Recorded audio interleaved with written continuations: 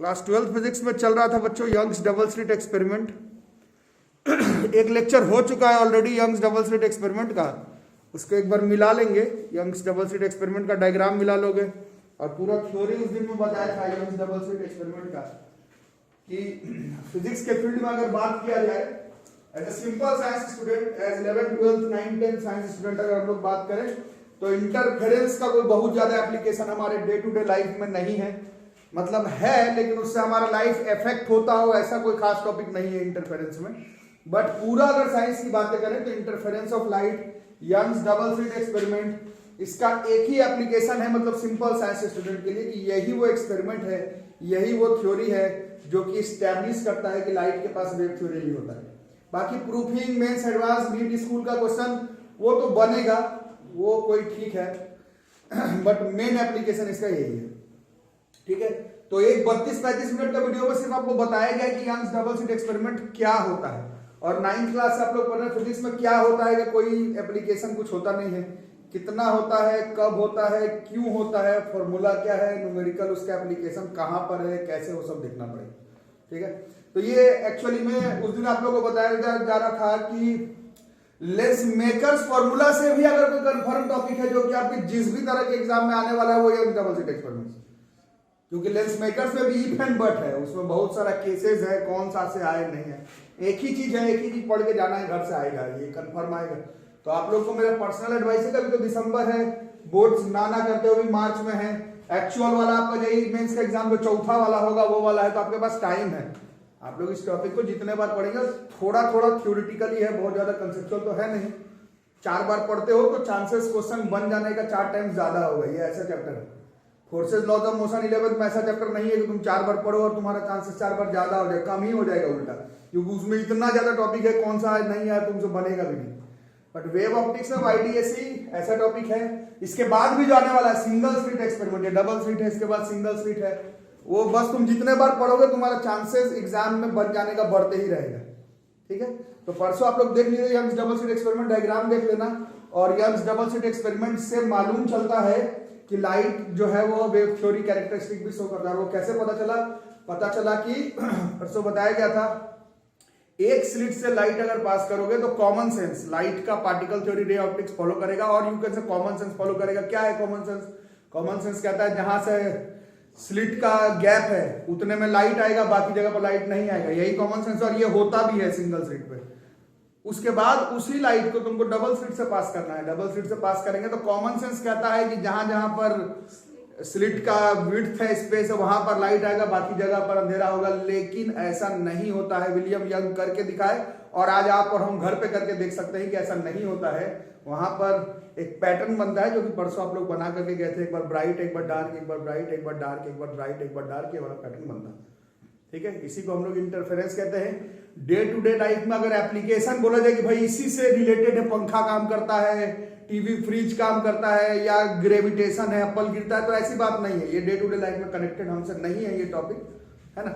इसी वजह से जो इसका प्रूफिंग आपको पढ़ाया जाएगा वो परसों आपको जाते समय बताया गया था, वो इंटरफेरेंस का प्रूफिंग नहीं है, वो सस्टेन्ड इंटरफेरेंस का है। सस्टेन्ड इंटरफेरेंस, एरा गैरा इंटरफेरेंस होगा, एरा गैरा इंटरफेरेंस भी शो करता है लाइट का वेव थ्योरी, बट प्रूफिंग करना है, क्वेश्चन बनाना है मेंस का, एडवांस का, नीट का, तो उसके लिए आपको इंटरफेरेंस नहीं सस्टेन्ड इंटरफेरेंस का जरूरत पड़ेगा। सस्टेन्ड इंटरफेरेंस के लिए क्या होना चाहिए बताया गया था?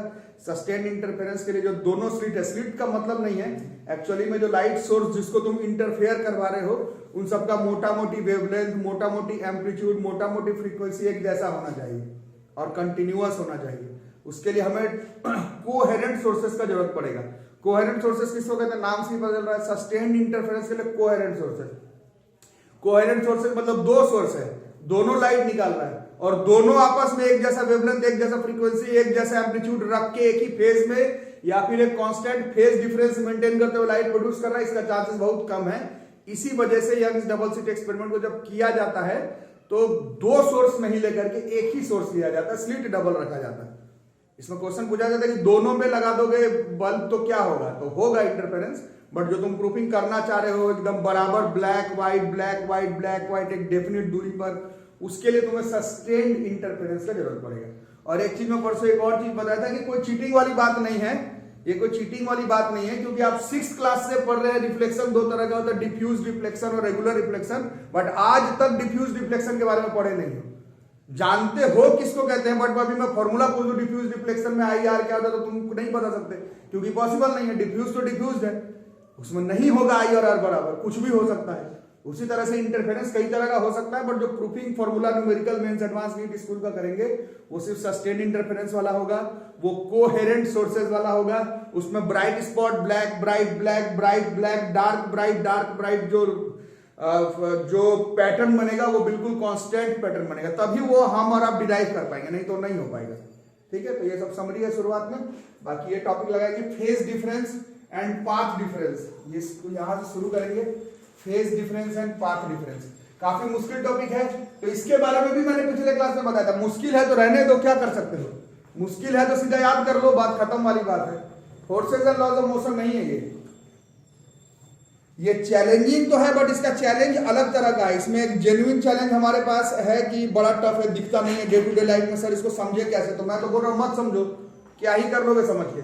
फॉर्मूला देखो, बोर्ड में प्रूफिंग कर देना, फॉर्मूला रट्टा मार के एकदम कंठस्थ करो तो मेंस एडवांस नीट में बना के आ जाओगे। और बाकी जितना ट्राई होगा उतना तो हम लोग समझने का इसको कोशिश करेंगे जरूर। ठीक है, तो टॉपिक है phase difference and path difference. ये वर्ड अब दिखेगा, दोनों टॉपिक जो वेव ऑप्टिक्स में बच रहा है, यंग्स डबल स्लिट में भी दिखेगा और इसके बाद एक बच रहा है हमारा फ्राउनहोफर सिंगल स्लिट एक्सपेरिमेंट, दोनों में अब यही दिखेगा। बाकी टॉपिक हटा दिया गया है, क्या क्या, पोलराइजेशन, फ्रेंसेल डिस्टेंस, और देखे थे पीछे resolving power of microscope telescope, तो ये सब नहीं है, तो बस इसी पर करना है ना। अच्छा, वो जो टॉपिक पढ़े refraction and reflection on the basis of wave theory, वो एक्चुअली में डिस्पर्सन भी पढ़ना था, TIR भी पढ़ना था, मतलब जो पढ़ कर आए वो अभी तक रिफ्लेक्शन में 8th क्लास से 12th क्लास तक सब करना था वेव ऑप्टिक्स पर, जो कि इस बार काट दिया गया, तो हमारे लिए आसान है। रिफ्लेक्शन रिफ्रैक्शन ही पढ़े और वो समझ में भी आ गया, तो बातें बन रही है। तो phase difference and path difference को थोड़ा देखना, पहले ही फॉलो अप कर लेना। थोड़ा मुश्किल होगा समझने में, 3 बार ट्राई करना, नहीं समझ में आया तो रट लेना, सिंपल सा हिसाब किताब। पूरा वेव ऑप्टिक्स में रूल काम करता है, नहीं आ रहा समझ में तो क्या कर लोगे, रटोगे। ठीक है, तो ये दोनों स्लिट था, slit S1, slit S2, diagram देख लेना। यहाँ पर स्लिट था S था ना, यहाँ से S था, फिर यहाँ पर स्लिट था S1, यहाँ पर स्लिट S2, इससे लाइट निकल रहा है और जाकर के कहां पर टकरा रहा था, स्क्रीन पर। और स्क्रीन पर क्या बन रहा था, कभी डार्क कभी ब्राइट, कभी डार्क कभी ब्राइट, कभी डार्क कभी ब्राइट। हमें क्या क्या करना है आप लोग 12th में खुद से बता सकते हो। कंडीशन बताना है कि कब डार्क बनेगा कब ब्राइट बनेगा, तुम्हें बताना है कि वो स्क्रीन कितने दूरी पर होगा स्लिट से जहां पर डार्क बनेगा ब्राइट बनेगा, तुम्हें बताना होगा कि ब्राइट के बीच का डिस्टेंस कितना होगा, तुम्हें बताना होगा डार्क के बीच में डिस्टेंस कितना होगा, ये सब चीज तुम्हें बताना है। तो उसका प्रूफिंग बड़ा लंबा चौड़ा है और कनेक्टिव भी है, जैसे लेंस मेकर्स का था प्रूफिंग, कुछ उसी तरह से बहुत कड़ी जोड़ करके इसका प्रूफिंग होता है। 2-3 बार ट्राई करना वरना रट लेना। तो ये S1 है, ये S2 है, यहाँ से ऐसे सोर्स ऑफ लाइट जला, जैसे मोनोक्रोमेटिक सोर्स ऑफ लाइट का था ना, और इस स्लिट से निकलता था, यहाँ से निकला, यहाँ से निकला, ये आपको बताया गया था पिछला वाला वीडियो देख लेना। यहाँ पर जाकर के टकराया है, कहाँ पर, पॉइंट P पर। तो देखो लाइट कहाँ पर टकराया, S1 पर भी और S2 पर भी। ये जो डिस्टेंस है, क्योंकि P पर तो पहुंचा है, P पर पहुंचा है, P पर पहुंचने का मतलब है कि ये दोनों लाइट रेज, लाइट वेव्स दोनों स्लिट से निकला है, वो P पर जाकर के मिला है। ठीक है, तो ये जो डिस्टेंस है ये तुम्हें सेम लग रहा है कि अलग अलग लग रहा है, मैथमेटिकली भी अगर बात करो तो दूर, ये तो बड़ा लग रहा है इससे, इसके और इसके बीच में जो दूरी है उसी को हम लोग इस चैप्टर में कहेंगे पाथ डिफरेंस। इस डायग्राम में S2P बड़ा लग रहा है, इस डायग्राम में S1P हो सकता है बड़ा लिखे। यहां से यहां तक के बीच का जो डिस्टेंस का दूरी है उसको हम लोग कहते हैं पाथ डिफरेंस। इसका काम पड़ेगा पूरे चैप्टर में। पहला चीज ये हो गया, ठीक है, इसमें तो डाउट नहीं होगा। अब आगे देखते हैं। अब यहाँ पर कुछ बातें रिकॉल, मैं उस दिन आप लोगों को ज्यादा समय एकदम क्लियर बता के आया था कि SHM चैप्टर क्लास 11th में जो आप लोग पढ़े थे उसका वेव का नॉलेज फॉर्मूला पढ़ कर आइएगा। नहीं पढ़ कर आए तो अफसोस होगा, आपको पढ़ के आना ही था। कनेक्ट नाम ही, आप चैप्टर का नाम तो देखो, नाम ही कह रहा है wave theory of light, wave theory नहीं, वो 11th पता है SHM में, सिंपल हार्मोनिक वेव। तो बीच बीच में वेव का फॉर्मूला का यूज किया जाएगा तो थोड़ी 11th क्लास का SHM पढ़ाने लगेंगे, फिर तो सिलेबस ही खत्म नहीं होगा। घर से पढ़ कर आने के लिए बोला गया था। बाकी थोड़ा रिकॉल करेंगे, क्योंकि ये पाथ डिफरेंस और ये जो वर्ड अभी आ रहा है फेज डिफरेंस, ये दोनों एक्चुअली में 11th में भी आया था। पाथ डिफरेंस नहीं आया था वहां पर, ऐसा आया था एक्चुअली में, पाथ डिफरेंस भी आया था वहां पर फेज डिफरेंस फाई जो है वो ज्यादा फेमस था, बट पाथ डिफरेंस वर्ड उधर भी था, ठीक है, एसएचएम में भी था। इसमें देखते हैं, अब देखो ये जो पाथ डिफरेंस है, पाथ डिफरेंस समझ गए क्या है ना, उसका वैल्यू अगर लैम्डा हुआ, दोनों के बीच का पाथ डिफरेंस अगर लैम्डा के बराबर है, लैम्डा किसको कहते हैं, 9th क्लास में पढ़ रहे हैं, वेवलेंथ ऑफ लाइट के बराबर, लाइट ही ना जा रहा था, वेव कंसीडर किए हो, लाइट का वेव है, अगर इन दोनों के बीच का पाथ डिफरेंस, इन दोनों के बीच का पाथ डिफरेंस अगर लाइट के वेवलेंथ के बराबर होगा, समझ में आ रहा है, तब phase difference between the two waves है वो 360 डिग्री होगा, 2 पाई। ये क्लास 11 में पढ़ना था, अभी नहीं पढ़ कर आया तो थोड़ा याद करो। ऐसे ही दो अलग अलग वेव निकला S1 S2 से, दोनों के बीच में 360 डिग्री का एंगल है, दोनों के बीच का पाथ डिफरेंस, दोनों के बीच का फेज डिफरेंस 360 डिग्री का, मतलब एक कंप्लीट ऑसिलेशन पूरा चल रहा है, एक कंप्लीट ऑसिलेशन पूरा नहीं चल रहा है, एक कंप्लीट ऑसिलेशन पीछे चल रहा है, पहला वेव से दूसरा वेव एक ऑसिलेशन पीछे चल रहा है, एक ऑसिलेशन पीछे चलने का मतलब एक कंप्लीट वेवलेंथ पीछे चल रहा है। अरे आ रहा है समझ में, क्लियर है ना, एक कंप्लीट 360 डिग्री का अगर फेज डिफरेंस बन रहा है दो वेव के बीच में, तो दोनों वेव का अगर लेंथ निकालोगे तो पहला वाला वेव दूसरे वाले वेव से वेव लेंथ में एक कंप्लीट ऑसिलेशन लैम्डा से पीछे चलेगा। 11th क्लास का एसएचएम मिलाना, जहां पर आपको सिखाया गया होगा टॉपिक 11th क्लास का एसएचएम में पढ़ाया गया कि कैसे सर्कुलर मोशन को और वेव थ्योरी को कनेक्ट किया जाता है, बहुत इंपॉर्टेंट टॉपिक था क्लास 11 में। अभी 12th में एसएचएम ये एसी चैप्टर में भी इन सब कॉन्सेप्ट का यूज हुआ है ना। बाकी इस चीज को याद कर लेंगे, रिकॉल है the path difference between the two waves, अगर दो वेव के बीच में पाथ डिफरेंस कितना है लैम्डा, लाइट के वेवलेंथ के बराबर, then the phase difference phi, दो वेव के बीच में कितना हो जाएगा 2 पाई, 360 डिग्री, ठीक है। आगे इफ द, अच्छा तो ये चीज यहां पर थोड़ा यूनिटरी मेथड से करेंगे, लैम्डा का डिफरेंस है तो फेज एंगल दोनों के बीच में कितने का बन रहा है 2 पाई का, तो एक का होगा तो 2 पाई बाई एक्स का होगा तो 2 pi by lambda into x. तो जब पाथ डिफरेंस, ये समझने का ट्राई करना, नहीं समझ में आया तो याद करना, पाथ डिफरेंस कितना होगा x, पाथ डिफरेंस x, तो फेज डिफरेंस कितना हो जाएगा 2 pi by lambda into x. समझ में आ रही बात, ये 11th में भी था, 11th के एसएचएम में भी था, पाथ डिफरेंस अगर x है तो phase difference 2 pi by lambda into x हो जाएगा। वही चीज यहां पर लिखा हुआ है, if the path difference between the two waves arriving at point P is x, then the phase difference phi between the two waves is 2 pi by lambda into x, ठीक है। दो वेव के बीच में अगर पाथ डिफरेंस लैम्डा का होगा तो फेज डिफरेंस 360 डिग्री का होगा, दो वेव के बीच में पाथ डिफरेंस अगर x का होगा, मतलब ये डिस्टेंस, ये S2p माइनस S1p अगर x है, तो दोनों वेव के बीच का जो फेज डिफरेंस है that will be 2 pi by lambda into x, ठीक है। क्लियर कट बात ये हो गई। अब कुछ नोट बना के बातें को याद करेंगे। अब थोड़ा कॉमन सेंस लगाना, वेव ऑप्टिक्स में वेव थ्योरी 9th का 10th का 11th का 12th का सब मिला के थोड़ी सी कॉमन सेंस लगाना, ठीक है।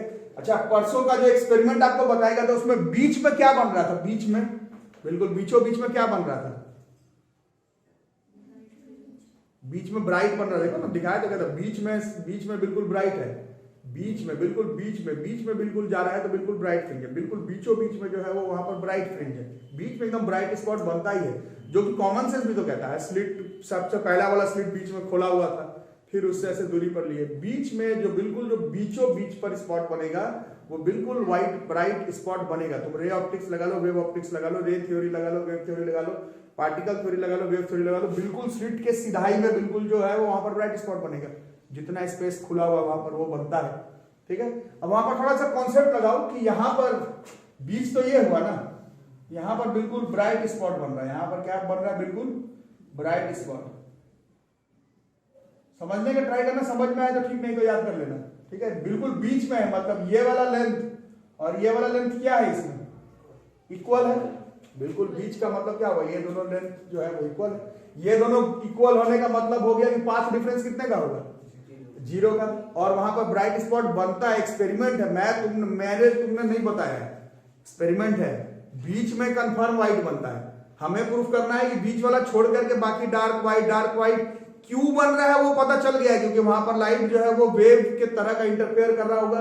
क्रेस्ट ट्रफ के ऊपर, ट्रफ क्रेस्ट के ऊपर तो डार्क, क्रेस्ट के ऊपर, ट्रफ के ऊपर तो व्हाइट, ये हो गया। अभी हमें देखना है कि बीच में तो व्हाइट बन ही रहा है, बीच वाले को छोड़कर ऊपर नीचे वाला क्यों बन रहा है ये परसों कर चुके हैं, कहां बन रहा है वो अभी करना है आपको। तो पहले बीच का बात कर लेते हैं। तो बीच में बिल्कुल दिखता है एक्सपेरिमेंट में ब्राइट स्पॉट है। ये ब्राइट स्पॉट होने का मतलब है ये पाथ डिफरेंस 0 है। x0 हुआ ना, अभी तुम्हें ना पता x2, और ये अगर 0 है, this phase difference this is 0, ठीक है। ये वाला जो 0 हो गया तो फाई का वैल्यू कितना होगा, ये x0 हो गया बीचों बीच में, तो ये फाई की वैल्यू 0 हो गई, बीच में फाई का वैल्यू 0। ये समझ में आ रहा है, फाई का वैल्यू 0 का मतलब क्या होगा कि दोनों वेव के बीच में किसी तरह का कोई फेज डिफरेंस नहीं है, दोनों सेम फेज में चल रहा है। तो जब दोनों सेम फेज में बन रहा है तो बीच में ब्राइट स्पॉट बनेगा।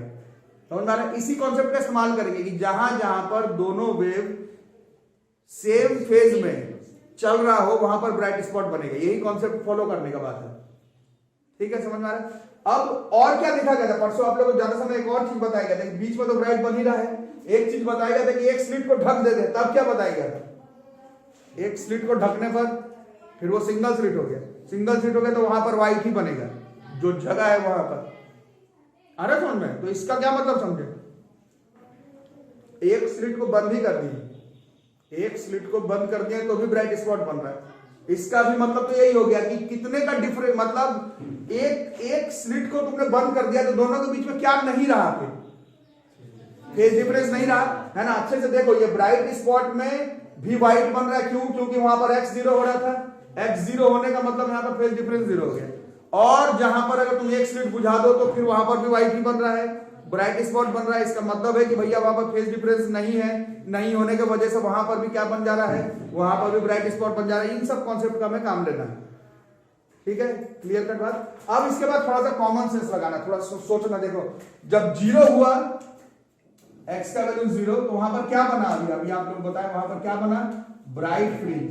ब्राइट फ्रिंज कब बनता है, परसों बताया गया था, जब क्रेस्ट के ऊपर, ट्रफ के ऊपर। वैसे इंटरफेरेंस को हम लोग कहते हैं कंस्ट्रक्टिव इंटरफेरेंस, याद रहेगा वर्ड, ये अंग्रेजी का वर्ड है, कंस्ट्रक्ट हो रहा है, वेव कंस्ट्रक्ट हो जा रहा है। जहां पर x0 पाथ डिफरेंस 0, वहां पर कंस्ट्रक्टिव इंटरफेरेंस होता है, ब्राइट फ्रिंज बनता है। पहला चीज तो ये हो गया, ठीक है। अब थोड़ा सोचते हैं, अगर वेवलेंथ लैम्डा का अंतर होता, दो वेव निकल रहा है, दोनों वेव के बीच में अगर फेज डिफरेंस लैम्डा का, उसका क्या मतलब हुआ, एक कंप्लीट ऑसिलेशन पीछे चल रहा है, एक कंप्लीट ऑसिलेशन, तो क्रेस्ट के ऊपर ही पहुंचेगा ना। सोच के बताना, मेरा सुन के हाँ मत कर देना।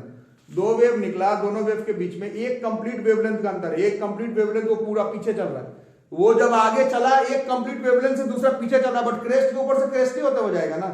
दोनों के बीच में एक वेवलेंथ पूरा चल रहा है, एक वेवलेंथ का अंतर है, ये गया, ये उसके बाद आया है, एक वेवलेंथ पूरा है, बट ये तो उसी के ऊपर चला रहा है, क्योंकि वेवलेंथ तो लंबा ही रह गया। ये समझ में आ रही बात, क्या समझे?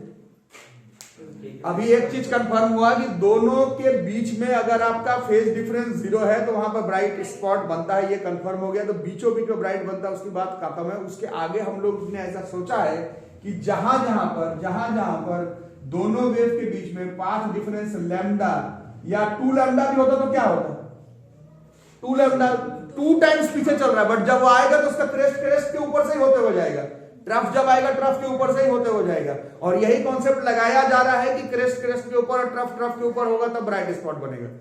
हमारी बात, इससे हम लोग ने एक आइडिया लगाया है, यही है, यही वेव ऑप्टिक्स है, यही वेव थ्योरी है, यही क्या बोलते हैं उसको एनालिसिस है, जो तुम और हम नहीं कर सकते, साइंटिस्टों का किया हुआ है, हम और आप उसको पढ़ के याद कर सकते हैं। इतना सोचना ही तो विलियम यंग है ना, उतना बड़ा साइंटिस्ट है ना। आप लोग थोड़ा समझने की कोशिश करें, पाथ डिफरेंस अगर दोनों वेव के बीच में 0 का हो, लैम्डा का हो, 2 लैम्डा का हो, 3 लैम्डा का हो, तो उस केस में क्या बनेगा, उस केस में हमेशा ब्राइट फ्रिंज बनेगा। और यही हमारा कंडीशन है कंस्ट्रक्टिव इंटरफेरेंस का। This is our condition for constructive interference. समझ आई बात। अब जैसे आप लोग लेंस मेकर का प्रूफिंग याद किए तो मैं बताया, जरूरी नहीं है कि पूरा लेंस मेकर का प्रूफिंग लास्ट में आपसे पूछा जाए, बीच बाच का कुछ भी पूछ सकता है। यहाँ पर भी प्रूफिंग तो हम लोग का 3 बोर्ड मिटा करके आएगा, अभी एक बोर्ड मिटेगा, दूसरा मिटेगा, तीसरा बोर्ड मिटा करके आएगा। बट कई बार बोर्ड्स के एग्जाम में आपसे सिर्फ कंडीशन फॉर कंस्ट्रक्टिव इंटरफेरेंस या फिर ब्राइट फ्रिंज ही पूछ देता है कि कब बनेगा, तो आपको ये चीज लिखना होगा उसमें। समझ में आ गई बात है ना। तो एक्स का वैल्यू 0 लैम्डा, थोड़ी मैथ की बात है, सब लोग मैथ वाले ही हैं, थोड़ा एपी यूपी आप लोग पढ़े थे, ऐसे सिंपल कॉमन सेंस। 0 है, 1 लैम्डा है, 2 लैम्डा है, 3 लैम्डा है, तो उसको हम लोग n लैम्डा कह सकते हैं। तो ये path difference x, path difference x बराबर जब पाथ डिफरेंस x मतलब s2p माइनस s1p, ये कितना आएगा n लैम्डा, जब आएगा तब यहां पर p पॉइंट पर क्या बनेगा, तब यहां पर p पॉइंट पर ब्राइट स्पॉट बनेगा, कंपलसरी। ठीक है, क्लियर क्वेश्चन बात। तो दिक्कत फिर से बताऊं, ठीक है। तो अब डार्क वाली बात करते हैं, ठीक है, ब्राइट वाला तो समझ लिया, अब डार्क वाली बात करते हैं। तो थोड़ा सा कॉमन सेंस लगाओ, क्या होगा, क्रेस्ट को ट्रफ के ऊपर पहुंचाना है, वेव थ्योरी यही कहता है, चाहे वो साउंड का हो, परसों बताया गया था, चाहे लाइट का हो। तुम लाइट को मान रहे हो, साउंड तुम्हें पहले से मालूम है कि वेव है ना। थोड़ा सोचो क्रेस्ट ट्रफ के ऊपर कब पहुंच सकता है, जब 2 वेव जब निकल रहा है, दोनों के बीच का फेज डिफरेंस कितना हो। ये तुम एसी चैप्टर का कॉन्सेप्ट भी लगा सकते हो और 11th क्लास में जैसे हम पढ़े उसका कॉन्सेप्ट भी लगा सकते हो। करके थोड़ा सोच करके बताओ कैसे होगा, कॉपी पे थोड़ा सोचो या बताओ किस तरह से हो सकता है। 2 वेव के बीच में कितने का फेज डिफरेंस ये सब हटाओ, बड़ा वर्ड लग रहा है सुनने पर, ऐसे ही सोचो 2 वेव आ रहा है, दोनों वेव का जो वेवलेंथ का डिफरेंस है वो कितना हो जाए कि क्रेस्ट हमेशा ट्रफ के ऊपर गिरेगा, ट्रफ हमेशा क्रेस्ट के ऊपर गिरेगा, सोच के बताओ। अभी देखे जब लैम्डा से आगे चल रहा है तो क्रेस्ट पर क्रेस्ट ही आ रहा है, ट्रफ पे ट्रफ ही आ रहा है। अगर लैम्डा बाई 2 से आगे चलता तब, अगर सिर्फ आधा वेवलेंथ से ही आगे चलता, आधे से, दोनों वेव के बीच में अगर आधा वेवलेंथ का डिफरेंस हो जाता तब क्या होता, आधा वेवलेंथ, क्रेस्ट से ट्रफ तक का दूरी कितना होता है, 9th क्लास में पढ़ाया गया, लैम्डा बाई 2 होता है, क्रेस्ट से क्रेस्ट इज लैम्डा, ट्रफ से ट्रफ इज लैम्डा, मतलब क्रेस्ट से क्रेस्ट, मतलब एक वाला वेव वहां पर क्रेस्ट में तो दूसरा भी क्रेस्ट पर है, लैम्डा अगर होगा तो, और अगर लैम्डा बाई 2 हुआ तो एक क्रेस्ट पे है तो दूसरा पार्टिकल ट्रफ पे होगा। ये समझ में आ रहा है कि बाउंस कर रहा है, आ रहा है समझ में। तो क्या समझे, क्रेस्ट और ट्रफ के बीच में छोटे क्लास का 9th क्लास का कॉन्सेप्ट लगाओगे, ये क्रेस्ट है, ये ट्रफ है, और क्रेस्ट से ट्रफ के बीच का दूरी लैम्डा बाई 2 होता है। तो जब दोनों पार्टिकल थ्योरी पढ़ नहीं रहे, वेव थ्योरी पढ़ रहे हैं, दोनों वेव जो S1 S2 के बीच में निकल रहा है, जब उन दोनों के बीच में पाथ डिफरेंस लैम्डा बाई 2 का होगा, तब एक क्रेस्ट दूसरे के ट्रफ के साथ और एक ट्रफ एक दूसरे के क्रेस्ट के साथ ओवरलैप करते रहेगा, और वहां पर क्या बनेगा, वहां पर हम लोग ने ऐसा गेस किया है कि जहां क्रेस्ट और ट्रफ या ट्रफ और क्रेस्ट ओवरलैप कर रहा है, वहां पर क्या बन जाएगा, वहां पर डार्क फ्रिंज बन जाएगा या फिर डिस्ट्रक्टिव इंटरफेरेंस हो जाएगा। इसकी बारे में यहां पर बात की हुई है। डार्क फ्रिंज डिस्ट्रक्टिव इंटरफेरेंस होने के लिए x का वैल्यू कितना होना चाहिए, लैम्डा बाई 2 होना चाहिए। अब थोड़ी मैथ की बातें करेंगे, अगर 3 लैम्डा बाई 2 होता तो भी एक का क्रेस्ट और एक का ट्रफ ही होता, 3 लैम्डा बाई 2, समझ आ रहा है, 3 लैम्डा बाई 2, जैसे लैम्डा बाई 2 फिर 3 लैम्डा बाई 2, तो भी एक का पहले का क्रेस्ट में है, एक छुड़ा के दूसरे के ट्रफ पे ही होगा, फिर भी उसका क्रेस्ट उसका ट्रफ के साथ ही ओवरलैप कर जाएगा। ठीक है, और मैथ की बातें करें, अगर 5 लैम्डा बाई 2 लेते, 7 लैम्डा बाई 2 लेते, 9 लैम्डा बाई 2 लेते, तो भी क्या होता रहता, क्रेस्ट ट्रफ के साथ, ट्रफ क्रेस्ट के साथ ओवरलैप करते रहेगा। और उन सारे ही केस में इसको थोड़ी मैथ की बातें कर सकते हैं, पर n की वैल्यू अगर 0 पुट कर दे तो ये क्या हो जाएगा, n का वैल्यू 0 अगर पुट करें, लैम्डा बाई 2, 1 पुट करेंगे तो 2 पुट करेंगे तो 5 लैम्डा बाई 2 ये वाला आ रहा है। तो x जब पाथ डिफरेंस दोनों वेव के बीच में 2n + 1 लैम्डा बाई 2 होगा, तब condition dark fringe destructive interference का बनेगा। जब दोनों वेव के बीच में पाथ डिफरेंस n लैम्डा का होगा, तब दोनों वेव मिला करके कंस्ट्रक्टिव इंटरफेरेंस मतलब ब्राइट फ्रिंज फॉर्मेशन करेगा। मैथ वाले लोगों ट्रिग्नोमेट्री में बहुत सारा क्वेश्चन 11th क्लास में जनरल सॉल्यूशन प्रिंसिपल वैल्यू का बनाए थे, उससे कोई कनेक्शन नहीं है, बस बता रहा हूं कि इसमें n का वैल्यू 0 से होता है, कई बार क्वेश्चन गड़बड़ा जाता है, n का वैल्यू 0 से फॉलो अप हो रहा है, तो आपको याद करना है n का वैल्यू 0 से फॉलो अप हो रहा है, मेरे बोलने से नहीं, तुम देख सकते हो 0 यहां पर पुट करते तो ये 0 आ जाता है, और 0 पर हमें मालूम है कि ब्राइट स्पॉट बनता है, जहां पर x 0 मतलब सेंटर पर है ना। तो और यहाँ पर जैसे 0 पुट के तो लैम्डा बाई 2 आ रहा है, लैम्डा बाई 2 मतलब दोनों वेव के बीच में एक क्रेस्ट एक ट्रफ का अंतर है, तो वहां डिस्ट्रक्टिव श्योर बनेगा। तो n का वैल्यू 0 से ये फॉर्मूला फॉलो अप कर रहा है, ये याद करने की बात है।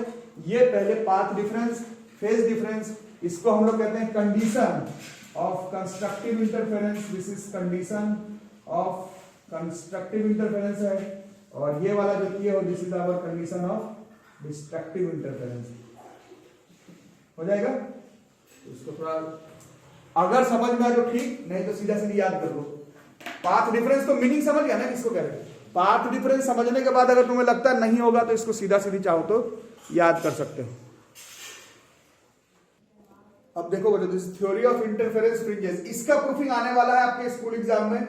जिस तरह से आपका सिलेबस काटा हुआ इस बार कोविड में, क्लियर कट मेंशन है कि आपको वाईडीएसई में सिर्फ थ्योरी ऑफ इंटरफेरेंस फ्रिंजेस के बारे में पढ़ना है।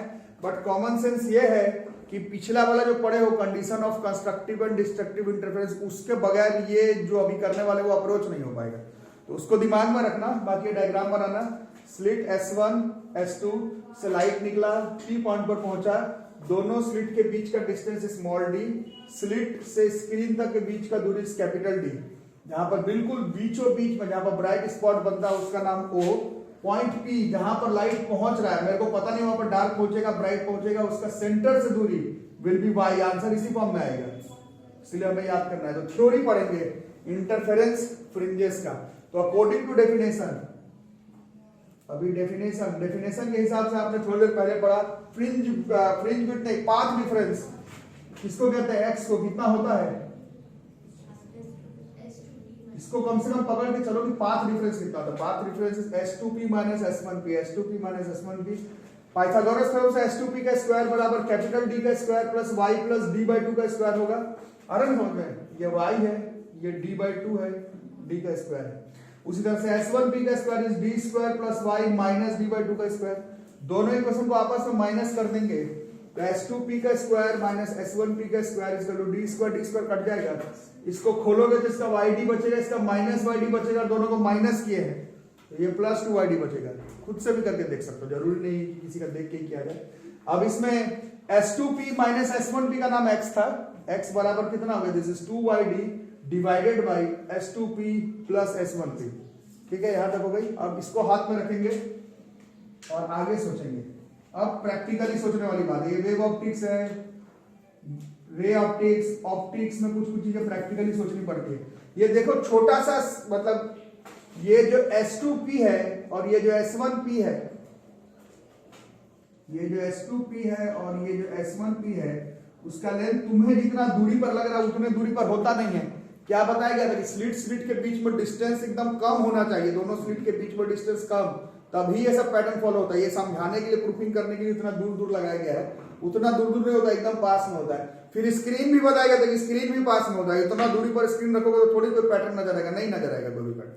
तो प्रैक्टिकली अगर देखें, नहीं अगर हुआ तो याद करना पड़ेगा, ये जो S2p है और ये S1p है, ये दोनों का लेंथ एक्चुअली में बराबर होता है और वो कैपिटल D के बराबर ही हो जाता है। ये आप न्यूमेरिकल बनाने के लिए नहीं इस्तेमाल कर सकते हैं, ये प्रूफिंग करने का तरीका है। ये जो S2p है, S1p है और ये जो D है वो मोटा मोटी बराबर होता है ना। तो इससे हमारा ये x की value this will be 2yd by कितना हो गया, दिस इज 2d कट गया और x बराबर कितना हो गया, this is yd by d। इसको अभी हम लोग याद करेंगे, x बराबर yd बाई d, इस पैटर्न को याद करेंगे जल्दी से, x बराबर yd बाई d, ये हो जाएगा अभी क्या, अभी हमारा प्रूफिंग। कल के क्लास के आने से पहले ये सारा चीज याद कर कर आना क्योंकि कनेक्टिव है। ये समझ गया, x बराबर yd बाई d, ठीक है। अब हमारा काम भी बन जाएगा एक्चुअली। अगर x बराबर yd बाई d तक पहुंच गया तो अब बातें करेंगे आगे का। जस्ट अभी थोड़ा देर पहले किए थे फॉर कंस्ट्रक्टिव इंटरफेरेंस, अभी थोड़ी देर पहले लिखे थे इसलिए उसको निकालो और बताओ कंस्ट्रक्टिव इंटरफेरेंस ब्राइट फ्रिंजेस बनने के लिए क्या होना चाहिए। x बराबर कितना था, n लैम्डा था, ठीक है। और यहाँ पर मेरा x का वैल्यू कितना आ रहा है, yd बाई d आ रहा है। यहाँ पर कुछ लिखा गया है कि कंस्ट्रक्टिव है या डिस्ट्रक्टिव, नहीं है, दोनों हो सकता है। बट x का वैल्यू n लैम्डा सिर्फ तब होगा जब कंस्ट्रक्टिव इंटरफेरेंस हो। तो इन दोनों को अब हम लोग क्या करने वाले हैं, इन दोनों को कंपेयर करने वाले हैं। तो yd बाई d बराबर n लैम्डा, इससे y का वैल्यू पता चल जाएगा, y बराबर n lambda d by D Y N, this is our Y का वैल्यू फॉर कंस्ट्रक्टिव इंटरफेरेंस या फिर ब्राइट फ्रिंज। अब कुछ मतलब समझ में आया? क्या n का वैल्यू हमें मालूम है क्या होना चाहिए? n का वैल्यू हमेशा 0 से शुरू होना चाहिए। तो पहला वाला ब्राइट स्पॉट कहां पर बनेगा? देखो 0 पुट कर दिए तो 0 पर बनेगा ब्राइट स्पॉट। अब y का वैल्यू 0 का मतलब क्या हुआ? इस डायग्राम से बताओ y का वैल्यू 0 का मतलब क्या हुआ? हाँ, इस डायग्राम में y का वैल्यू 0 का मतलब सेंटर, और तब 2 दिन से पढ़ रहे हैं कि सेंटर पर क्या बनेगा? ब्राइट फ्रिंज बनेगा। ये तुम वहां का कंसेप्ट लगा दो कंस्ट्रक्टिव इंटरफेरेंस का x वाला, तो वहां से आएगा। y वैल्यू से देख लो तो भी बीचों बीच पर जो है वो ब्राइट फ्रिंज आ रहा है। या कॉमन सेंस लगा दो, वेव ऑप्टिक्स भी लगा लो, पार्टिकल थ्योरी भी लगा दो, बीचों बीच पर हमें पता था कि ब्राइट स्पॉट बनेगा। This formula will work. y1 का वैल्यू 0, n का वैल्यू 0 पर सेंटर पर ब्राइट स्पॉट बनेगा, ये कंफर्म है। ठीक है, बाकी इसके बाद क्या था? एक्सपेरिमेंट क्या कराएंगे? बीच में क्या था? व्हाइट था। उसके बाद थोड़े दूरी मतलब व्हाइट के मतलब ब्राइट के बगल में क्या था? ब्लैक। फिर उससे थोड़े देरी के ऊपर बाद क्या था? ब्राइट था। वो ब्राइट कहां पर होगा वो अब हम लोग निकाल सकते हैं। n का वैल्यू 0 तो हो गया। इसके बाद n की वैल्यू जैसे ही 1 पुट करोगे तो y1 बराबर lambda d by D. y1 कहां से निकाल रहे हैं? सेंटर से लैम्डा d बाय डी दूरी पर चलोगे तो तुमको ऊपर और नीचे दोनों तरफ, जैसे y ऊपर है ये तुमको कौन बताया, नीचे भी हो सकता है।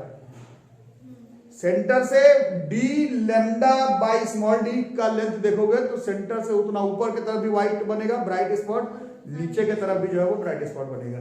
यही है थ्योरी ऑफ इंटरफेरेंस फ्रिंजेस। क्यों बनेगा? नहीं, पहले तो बनेगा क्या तो वो बताए विलियम यंग, फिर कंफर्म हुआ क्यों बनेगा तो वेव थ्योरी उसमें लगाया गया। अब हम लोग देख रहे हैं कहां बनेगा, उसके लिए थोड़ा मैथ्स की बातें करने की जरूरत है। ठीक है, और उसमें जस्ट थोड़ी देर पहले जो कंस्ट्रक्टिव एंड डिस्ट्रक्टिव इंटरफेरेंस का कॉन्सेप्ट लगाया गया वो भी लगाना जरूरी पड़ेगा। आगे समझ में? इसके बाद n की वैल्यू 2 अगर पुट कर देंगे तो इसके बाद वाला जो है वो कितना हो जाएगा? यहाँ पर 2 lambda d by D. Centre से इतने दूरी पर हमेशा ब्राइट फ्रिंजेस बनेगा। This is the theory of interference fringes. ठीक है, जल्दी से नोट करो। है ना मजेदार? शुरुआत में थोड़ा बोरिंग लगते एकदम चीजें सेट हो जाती है, जो पढ़ना है बिल्कुल वही आंसर आ जाएगा। अगर समझ गया कंस्ट्रक्टिव का तो ऐसा कोई बताया है क्या कि पी पॉइंट पर कंस्ट्रक्टिव ब्राइट स्पॉट बनेगा? ओ पर ब्राइट स्पॉट बनेगा कंफर्म है। पी पर क्या बनेगा मेरे को क्या पता। जब N lambda D by D होगा तो ब्राइट बनेगा। डार्क कब बनेगा तो वो हम लोग देख सकते हैं। जस्ट थोड़ी देर पहले हमने प्रूफ किया है फॉर डिस्ट्रक्टिव इंटरफेरेंस।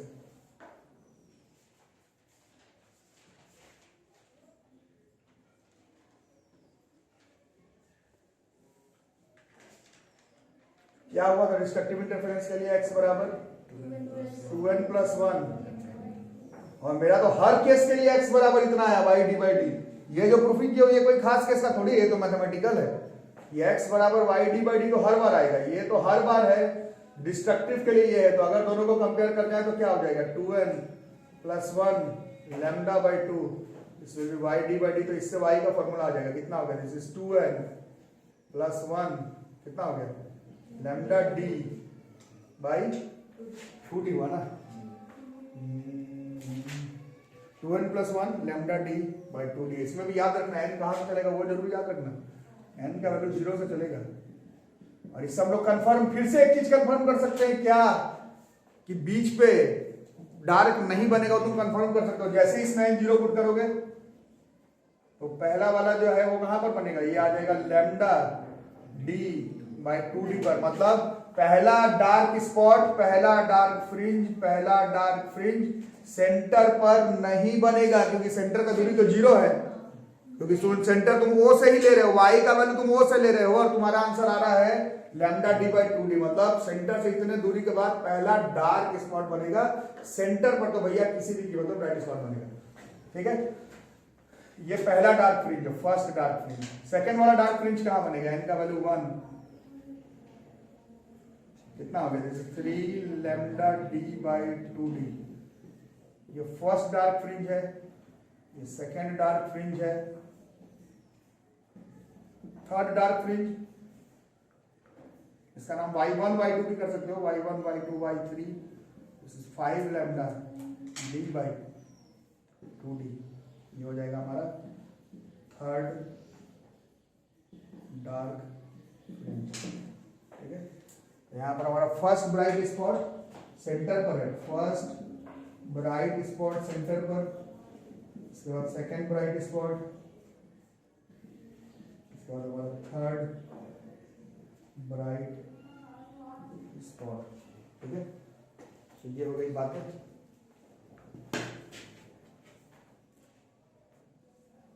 तो इस डायग्राम को बना लो। जो काला काला वाला है वो डार्क फ्रिंज है, बीच बीच में फिर ब्राइट, फिर डार्क, फिर ब्राइट, फिर डार्क, फिर व्हाइट। आ रहा समझ में? वो बीच वाला खाली नहीं है, वो ब्राइट है, मतलब वहां पर ब्राइट स्पॉट बन रहा है। यहाँ पर ब्राइट फ्रिंज है ये वाला, जो बीच में है, bright fringe, bright fringe, bright fringe. ठीक है, यहाँ पर कहानी खत्म है। ये क्या है? This is a dark fringe. ये क्या है? This is a dark fringe. Dark fringe और डार्क फ्रिंज, डार्क फ्रिंज और डार्क फ्रिंज, डार्क फ्रिंज और डार्क फ्रिंज के बीच का जो विड्थ है उसको हम लोग फ्रिंज विड्थ कहते हैं। इसी का प्रूफिंग इस बार सीबीएसई बोल रहा है कि आपके एनटीए, मतलब एनटीए नहीं, जो आपका सीबीएसई का सिलेबस है उसमें सारे का प्रूफिंग एक तरफ, सिर्फ बोल रहा है फ्रिंज विड्थ का डेरिवेशन याद करके पहुंचो स्कूल एग्जाम के लिए। बट आप लोग जो लोग क्लास में है या फिर जो लोग वीडियो देख रहे हैं, इतना तो समझ रहे हैं कि अचानक से ये कैसे प्रूफ हो जाएगा, ये तो सारा कनेक्टेड ही है ना। तो फ्रिंज विड्थ किसको कह रहे हैं बताओ? दो कंसेक्यूटिव डार्क फ्रिंज के बीच का जो डिस्टेंस है that is known as fringe width. इसको किससे डिनोट कर हम लोग? बीटा से। लेकिन यहां पर देखो ये क्या है? ये क्या है? दो कंसेक्यूटिव ब्राइट फ्रिंज के बीच का डिस्टेंस भी जो है वो भी हमारा फ्रिंज विड्थ ही कहलाएगा। दो कंसेक्यूटिव डार्क फ्रिंज के बीच का दूरी इज ऑल्सो फ्रिंज विड्थ। दो कंसेक्यूटिव ब्राइट फ्रिंज के बीच का दूरी भी फ्रिंज विड्थ। और ये बराबर कब आएगा? यहीं से ये चैप्टर परसों स्टार्ट हुआ था। अगर तुम बिल्कुल सस्टेन्ड इंटरफेरेंस करो, अगर तुम बिल्कुल कोहेरेंट सोर्स से लेकर के चलो, अगर तुम्हारे स्लिट के बीच का दूरी एकदम ना के बराबर हो, अगर तुम्हारा स्लिट एकदम पतला पतला हो, अगर स्लिट और स्क्रीन के बीच का दूरी भी कम हो, अगर S2P और S1P का दूरी अभी प्रूफिंग में इस्तेमाल हुआ था, वो अगर तुम बिल्कुल D के बराबर रख दो, तब जाकर के बिल्कुल ये सारा चीज बराबर बराबर पर दिखेगा। अदरवाइज इंटरफेरेंस होगा, बट ये बिल्कुल बराबर बराबर दूरी पर आ जाए इसका चांसेस नहीं है। ठीक है, और आपको प्रूफिंग तो ये मान के चलना है कि सब बराबर बराबर है। तो ये फ्रिंज विड्थ कैसे निकाला जाए बोलो? डेफिनेशन क्या हो गया फ्रिंज विड्थ का? बीटा से डिनोट करते हैं। फ्रिंज विड्थ इज विड्थ या फिर डिस्टेंस बिटवीन टू कंसेक्यूटिव क्या डार्क फ्रिंजेस और ब्राइट फ्रिंजेस। फिर से बताऊंगी आगे समझ में। ठीक है, तो वैल्यू कैलकुलेट कर लेते हैं। तो कोई एक कंसेक्यूटिव बताओ, डार्क का या ब्राइट का, दोनों का मत बता देना। कोई डार्क का, मान लो ब्राइट का बात करते हैं, फॉर ब्राइट फ्रिंजेस कोई भी दो बताओ, लेकिन कंसेक्यूटिव वाला बताना है। जैसे इसका बीच वाला आया था y0 कितना आया था? y0 तो चलो 0 पर कंफ्यूजन होगा, 0 पर मत करो। 1 वाला कितना था इसका? कितना था? पहला वाला ब्राइट फ्रिंज, पहला तो बीच पे बनता है, बीच का छोड़ करके पहला वाला बोलो कितने पर था? Lambda D by D. Centre पे भी ब्राइट ही होता है, बट उसको छोड़ के पूछा जा रहा है। उसको लेकर भी कर सकते हो, सेम आंसर आएगा। ऐसा मैं नहीं बोल रहा कि उसको छोड़ के कर दो, ये तो मैं समझाने के लिए यूज कर रहा हूं। और एक और कंसेक्यूटिव y2 बताओ कितना आ जाएगा? 2 लैम्डा डी बाई डी था। तो फ्रिंज विड्थ कितना हो जाएगा? दोनों के बीच का डिफरेंस कितना हो गया? 2 लैम्डा डी बाई डी में से 1 लैम्डा डी बाई डी को माइनस कर देंगे तो this will be lambda D by D. यही फॉर्मूला है फ्रिंज विड्थ का। इस बार आपको इसी का डेरिवेशन आएगा करने के लिए बोर्ड्स के एग्जाम में। लिखा हुआ है सिलेबस जो आपका बना उसमें लिखा हुआ है यंग्स डबल स्लिट एक्सपेरिमेंट के मदद से सिर्फ फ्रिंज विड्थ का डेरिवेशन करने के लिए। लेकिन इसके लिए पीछे वाला करना है, पीछे वाले के लिए कंस्ट्रक्टिव डिस्ट्रक्टिव करना ही है। और सिर्फ स्कूल एग्जाम में लिख देने के लिए कोई साइंस आपको नहीं पढ़ाता। टॉपिक देखो, जोड़ो, सब चीज मिला करके ही बनाया जाता है। ठीक है, वो तुम डार्क के लिए भी कर सकते थे, डार्क के लिए भी कर सकते थे। फॉर डार्क फ्रिंजेस बताओ पहला वाला कितने पर था? पहला वाला लैम्डा डी बाई। हाँ, तो उससे क्या मतलब? इसका तो 0 भी बोल रहे हो तो भी वो पहला ही है ना। इसका तुम 0 बोल भी रहे हो तो भी ये पहला ही डार्क स्पॉट है। वैसे 0 से उसका सेम आंसर है। लैम्डा डी बाई 2d था ना, कंसेक्यूटिव बस बता देना है, अगला वाला 3 लैम्डा डी, इन दोनों का माइनस,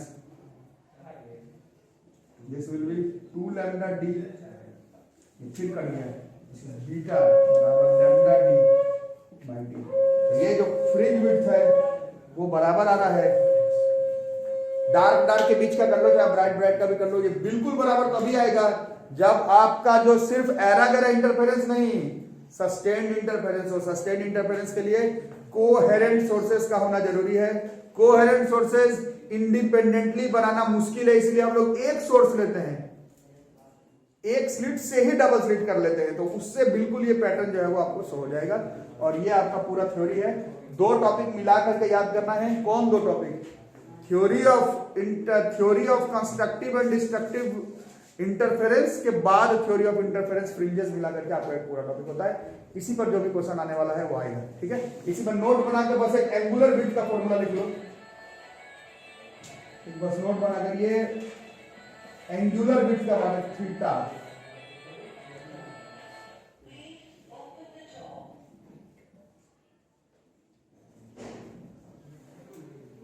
ये फॉर्मूला याद कर लेना। दिस एंगुलर विड्थ, ये बीटा